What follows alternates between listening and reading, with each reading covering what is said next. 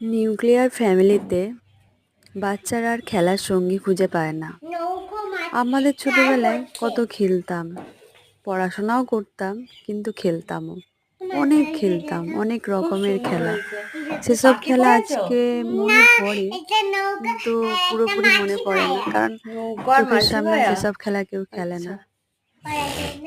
কিছু কিছু মনে পড়ে। আর এখন যে ছোটবেলাগুলো, এদের পড়াশোনা, বই, রং, স্কুল এসবেই কেটে যায়।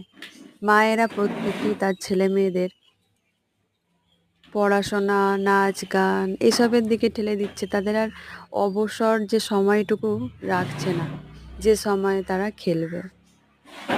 আর প্রত্যেকের বাড়িতেই এখন সিঙ্গেল, সব একটা বেবি, খুব কম দুটো বেবি। তো বাড়িতেও খেলার সঙ্গী পায় না, তার উপর বাড়ির বাইরে যে বেরোবে, প্রত্যেকেই তাদের বাচ্চাকে আলাদাভাবে রেখে দিয়েছে আটকে, পড়াশোনার মধ্যে দিয়ে। তো একাকিত্ব বোধটা হয়ে যাচ্ছে এদের মধ্যে।